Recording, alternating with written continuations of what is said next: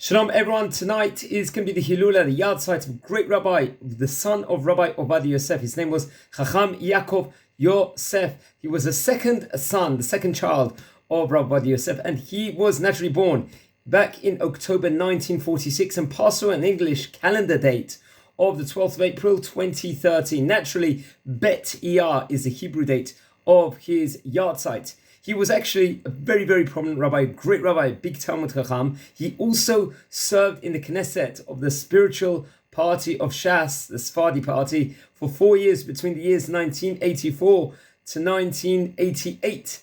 And he was born in Yerushalayim, Ira Kodesh, and towards the end of the mandate era. And he became a prominent rabbi. What's interesting, he was educated in Yeshivat Porat Yosef in Jerusalem, which I've spoken about many, many times, where so many great Sephardi Rabbanim came from.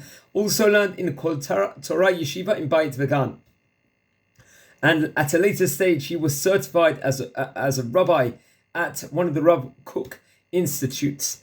And he naturally was, for 4 years, he was a Kenesset member, and he was very, very against giving lands away for peace, and proven, but in many ways, that he was correct on those issues with what had taken place at later stages. He founded at a later stage a Hazon Ovadya, a yeshiva called the Hazon Ovadya, which is actually named after his grandfather, which was very, very interesting. It's a very prominent organization, which also has many, many great Rabbanim has flourished from that those different institutions which he had set up. He was also a rabbi in a neighborhood called the Givat Moshe and the Tel Ezra neighborhoods in Jerusalem, which was very interesting. He gave tens of thousands of hours of shiurim all throughout different neighborhoods, especially the Bukhari neighborhood in Jerusalem.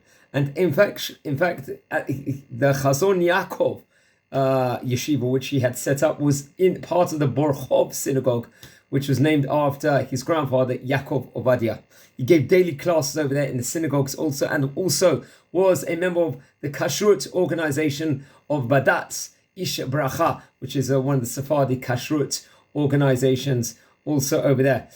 He established a prayer by the tomb, the stones of the Shimon HaTzadik, the righteous, Simon the righteous, and was the rabbi of the place and honored in the central lighting of the tomb on the Lag BaOmer, when there was a public lighting on Lag BaOmer. Naturally, we do. He was very, very active, he will always speak, he will defend the Torah on so many different occasions. Hundreds of thousands of people were inspired by him. Hundreds of thousands of people learned from him, from all the shiurim that he gave online, and gave advice in a lot of settings, and was a rabbi with full of love. He left us for tens of thousands of hours worth of recordings, and many of his teachings got published into different books and into different discs. Whatever you could say about it, it was incredible work.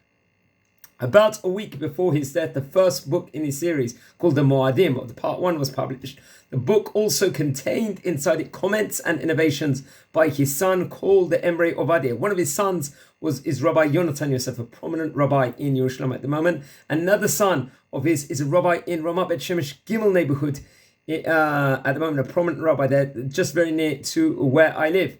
So what's interesting, he had for 40 years around, he taught different halachic teachings inside the synagogues of Rehov, in the Beit Midrash of Hazon Yakov, 40 years, and infinite amounts of shiurim. His son-in-law is Rabbi Avram Ben Chaim. He has many, many great rabbis. His wife is, her